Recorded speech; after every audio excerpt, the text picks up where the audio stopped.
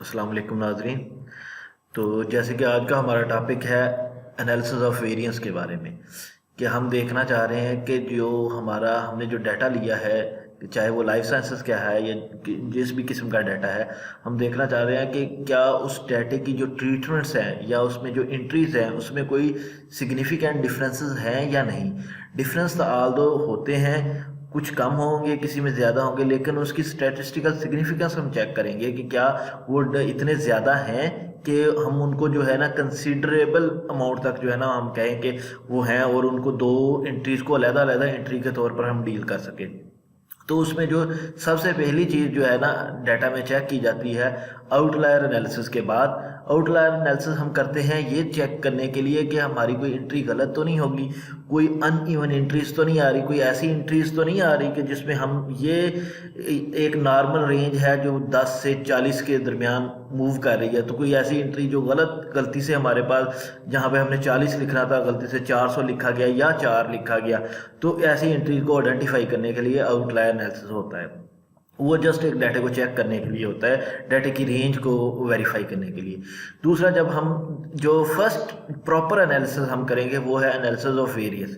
Analysis of variance जो है depend कर रहा होता है आपके जो है डिज़ाइन ऑफ एक्सपेरिमेंट पे। आप देखते हैं कि आपने जो है एनालिसिस ऑफ वेरिएंस जो करना है, आपके जो डिज़ाइन था पीछे वो कौन सा था। आपने आया कि जो उसमें एक ट्रीटमेंट थी, आपके पास 2 ट्रीटमेंट थी, उसमें कितनी रेप्लिकेशन थी, इन चीज़ों को, और वो आपका फील्ड एक्सपेरिमेंट था या आपका जो है ना लेबॉर्ट्री एक्सपेरिमेंट था, उसमें जो आपने यूज़ किया है ग्रोइंग मीडिया वो आपका होमोजीनियस था, होमोजेनाइज था या हेट्रोजेनाइज था, यानी कि उसमें वेरिएबिलिटी थी या नहीं थी। इन चीज़ों को चेक करने के लिए हम ये चीज़ें भी साथ साथ कंसिडर करेंगे। तो जो पहला आज जो हमारा टॉपिक है वो है analysis of variance for RCBD design. जो है ना RCBD design randomized complete block design है, जिसमें हम सॉइल के अंदर अगर हम कोई क्रॉप का एक्सपेरिमेंट लगा रहे हैं तो सॉइल के अंदर जो वेरिएशन है उनको भी काउंट करेंगे, उसका जो है अलहदा उसको एज अ फैक्टर, उसको एक जो है ना एंट्री के तौर पर लेंगे कि हम वो वेरिएशन भी चेक करना चाह रहे हैं कि उस वेरिएशन की वजह से कितना डिफरेंस आ रहा है। तो वो जो एनालिसिस है उसे हम कहेंगे अनोवा। आज हमारे पास डाटा है जो कॉटन क्रॉप का, जो कॉटन का एक एक्सपेरिमेंट था, वो कॉटन उसको हम चेक करना चाह रहे हैं कि उसमें कितनी जो है ना वेरिएशन है, और वो क्या वो वेरिएशन ऐसी है कि 2 एंट्रीज़ को हम अलग-अलग एंट्रीज़ के तौर पर जो है आगे मूव करें, या वो वेरिएशन इससे कम है। तो सबसे पहले हम डाटे को ओपन करते हैं।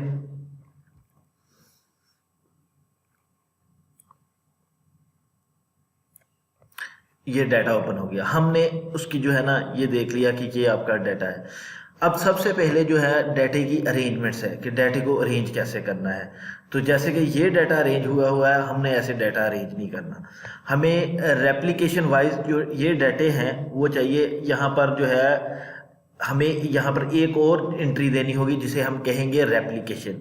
यहाँ पर हम उसको इंसर्ट करेंगे एक कॉलम, और उस कॉलम में हम लिखेंगे कि ये है हमारी रेप्लिकेशन।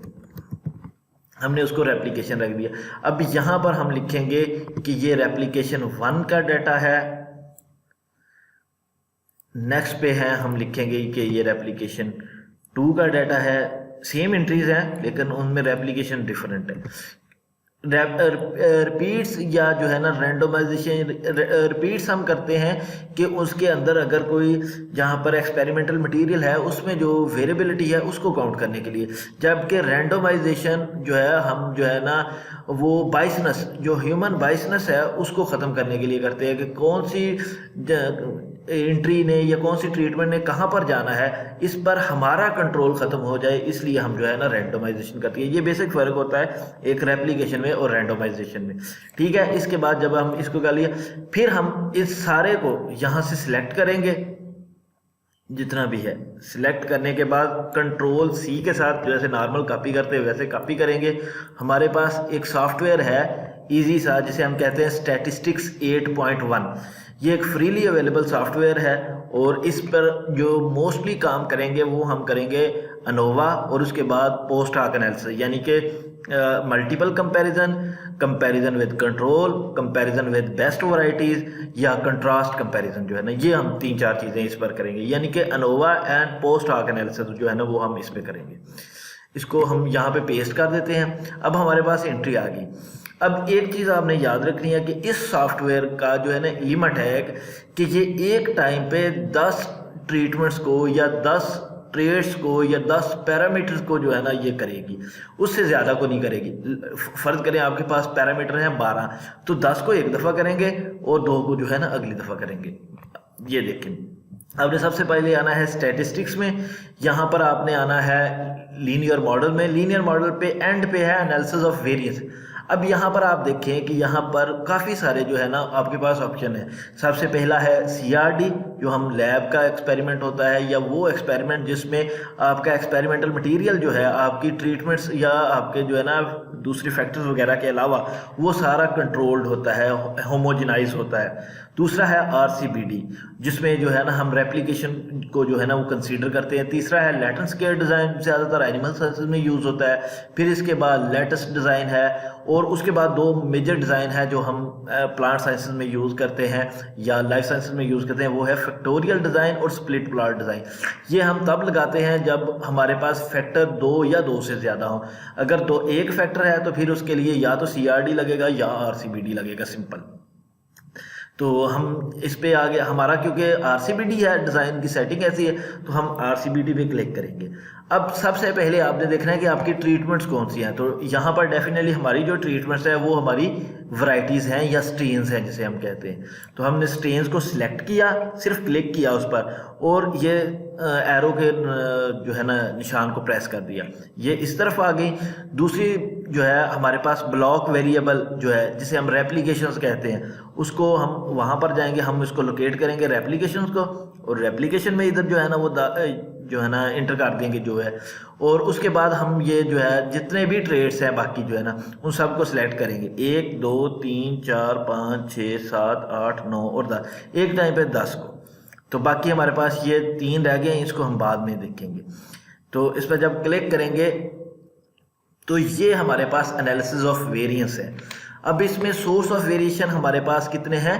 हमारे पास बेसिकली 2 सोर्स ऑफ वेरिएशन है। एक हमारी रेप्लिकेशन है जो सॉइल की वेरिएबिलिटी को काउंट कर रही है, दूसरी जो है वो वेरिएशन को काउंट कर रही है जो स्ट्रेन्स के दरमियान है। तो एक वेरिएबिलिटी आएगी हमारी जो सॉइल की वजह से, एक वेरिएबिलिटी आएगी हमारी स्ट्रेन्स की वजह से, और तीसरा हमारा एरर होगा, चाहे वो ह्यूमन एरर हो या इस तरह का कोई भी एरर हो जो है ना, वो हम उसको, और टोटल वेरिएबिलिटी ये उस डिग्री ऑफ फ्रीडम है। सम ऑफ स्केयर्स आप सबको पता है, मीन स्केयर का भी पता है। अब यहाँ पर चीज़ चेक करने वाली है F टेबल और P वैल्यू। जब हमारे पास P वैल्यू नहीं कैलकुलेट होती थी या हमारे पास कंप्यूटराइज सेटअप नहीं थे, उस वक्त हम F वैल्यू को टेबल में चेक करते थे, F को अगेंस्ट करते थे टेबुलेटेड वैल्यू। ये हमारी F कैलकुलेटेड होती थी ये वाली, और इसको हम करते थे टेबुलेटेड वैल्यू के अगेंस्ट। तो फिर हम उसके में जो है एरर ऑफ ट्रीटमेंट्स और जो है ना डिग्री ऑफ फ्रीडम ऑफ जो है एरर और degree of freedom of treatments, उसके अगेंस्ट हम चेक करते थे कि टेबुलेटेड वैल्यू से ये बड़ी है या छोटी। अब हमारे पास क्योंकि P वैल्यू आनी शुरू हो गई है, लिहाजा हमें वो देखने की ज़रूरत नहीं। अब सिंपलेस्ट अगर आपने कोई फार्मूला याद रखना है तो वो ये याद रखना है कि इसको, ये जितनी वैल्यू है इसको आपने 100 से मल्टीप्लाई करना है। अगर आपका जवाब 5 या 5 से ज़्यादा आता है तो इसका मतलब है कि आपके जो है ये डिफरेंसेस जो हैं ये नॉन सिग्निफिकेंट है। अगर इस P वैल्यू को 100 से मल्टीप्लाई करने का जवाब 5 या 5 से ज़्यादा आए तो इसका मतलब है कि स्ट्रेन्स के आपस के जो डिफरेंसेस हैं वो आल्दो हैं तो सही, लेकिन वो क्या है, नॉन सिग्निफिकेंट है। वो इतने यानी कि अकाउंटेबल नहीं है कि उनको हम जो है ना एज ट्रीटमेंट के तौर पर या हम कहें कि इन ट्रीटमेंट में आपस में कोई फ़र्क है। दूसरा, अगर हम 100 से मल्टीप्लाई करें और जवाब 1 से लेकर 4 के दरमियान आए, यानी कि 5 से नीचे तक आए जवाब, तो फिर हम कहेंगे कि इसमें डिफरेंसेस सिग्निफिकेंट है। मतलब कि 5% तक जो है ना वो इसमें डिफरेंसेस हैं, कि 5% मार्जिन जो हम रखते हैं जिसे अल्फा वैल्यू कहते हैं, वहाँ तक इसके डिफरेंसेस हैं। लेकिन अगर इसके डिफरेंसेस वो 1 से भी कम आए, 100 से मल्टीप्लाई करने के बाद पी वैल्यू का जवाब जो है वो 1 से भी कम आए, तो फिर हम उसे कहेंगे कि ये जो हमारा इसमें वेरिएशन है वो हाईली सिग्निफिकेंट है, कि वेरिएशन काफ़ी स्ट्रॉन्ग है। फिर हम उसको जो है इसको कंसीडर करेंगे, फिर नेक्स्ट पोस्ट आग एनालिसिस की तरफ जाएंगे। अगर यहाँ पर नॉन सिग्निफिकेंट आती हैं तो हमें आगे कोई एनालिसिस नहीं करना, कोई चीज़ नहीं करनी, कोई पोस्ट आग एनालिसिस नहीं, यहाँ पर काम ख़त्म है कि इसमें वेरिएशन ही नहीं है। दूसरी चीज़ जो चेक करने वाली है वो है सीवी। हमारे आम तौर पर जो फील्ड के एक्सपेरिमेंट होते हैं उनमें सीवी 10 से लेकर 20 के दरमियान या 5 से लेकर 10 के दरमियान डिपेंड करता है आपकी ट्रेड्स की बेसिस पे। बाद औक़ात ये बढ़ भी सकती है, 15-20 भी हो सकती है डिपेंडिंग अपॉन दी ट्रेड्स। कि जैसे कोई डिजीज़ का जो है एक्सपेरिमेंट है जिसमें एक में कंट्रोल है 100% है, कोई उसमें जो है ना अटैक नहीं है, एक में जो है वो उसका अटैक जो है वो कह लें 80% आ गया। तो इस तरह के जो एंटोमोलॉजी पैथोलॉजी के रिलेटेड जो हमारे ट्रायल्स होते हैं उसमें सीवी चेंज होती है। या वो ऐसे ट्रेड्स जिसमें वेरिएशन बहुत कम हो, यानी कि डेज टू फ्लावरिंग है, आपके पास एक ही फ्लावरिंग ग्रुप के जो है ना वो ट्रीटमेंट्स लगी हुई हैं, वैरायटीज़ हैं, और वो 2-3 दिन के वक्फे से ही सारी की सारी जो है ना फ्लावरिंग कर जाती है। तो वहाँ पर भी जो आपका जो इनका होगा डिफरेंस सीवी जो हैगी वो बहुत कम होगी। लिहाजा जनरली हम इसको कहते हैं कि ये 5 से लेकर 20 के दरमियान होगी फील्ड एक्सपेरिमेंट के लिए, और 0 से लेकर 5 तक या कुछ कंडीशंस में 10 जो है ना 10 तक ये रहेगी हमारे लैब एक्सपेरिमेंट्स के लिए। तो जैसे कि आपने ये पहला एक चेक कर लिया, ये बॉल के लिए था कि उसका जो है ये टकी का जो है ना वो उसने डिग्री ऑफ फ्रीडम की टेक्स नॉन एडिटिविटी को टेस्ट किया, ये हमारे अभी काम का नहीं है।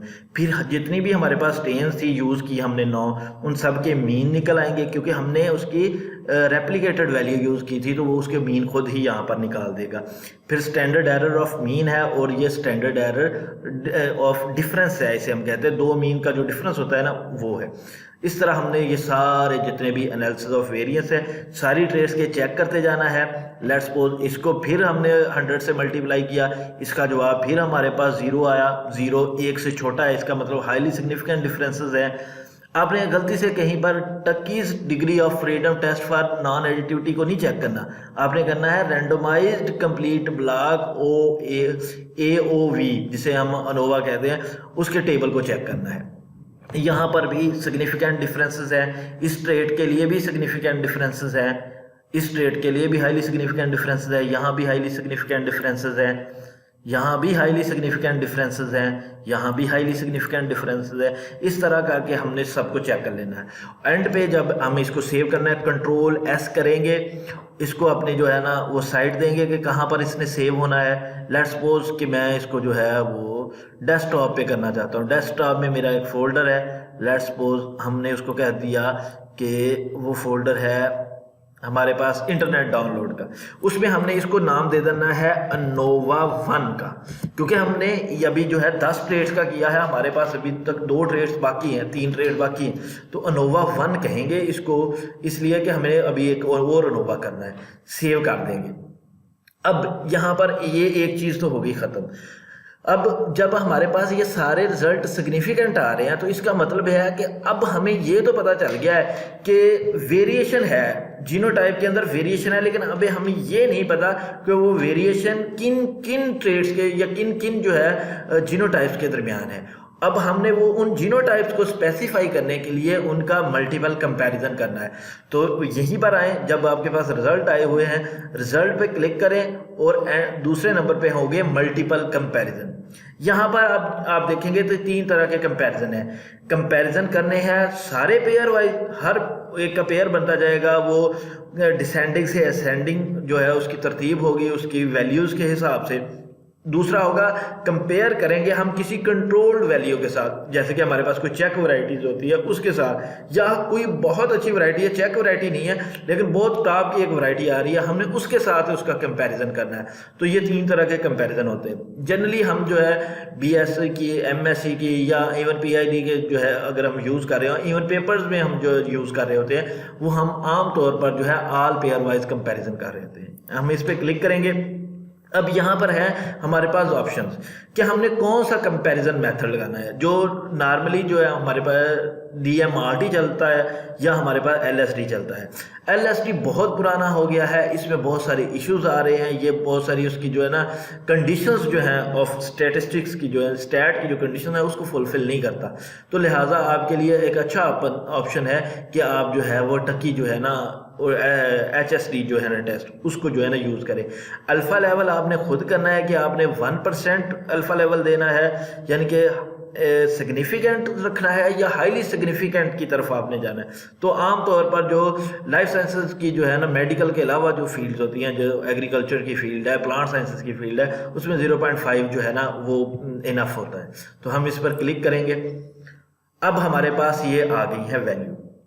यहाँ पर अब हम देखेंगे कि वैल्यू स्ट्रेंस जो हैं वो एक डिसेंडिंग से असेंडिंग की तरफ जो है ना तरतीब है, खुद उनके मीन कम जो है ना इस हिसाब से सॉफ्टवेयर उसको करता है। और फिर वो देखते हैं कि जो आपके पास लेटरिंग लगी हुई है, अब इंग्लिश के ये जो लेटर लगे हुए हैं ये बेसिकली लगे हुए हैं इस वैल्यू की बेसिस पे।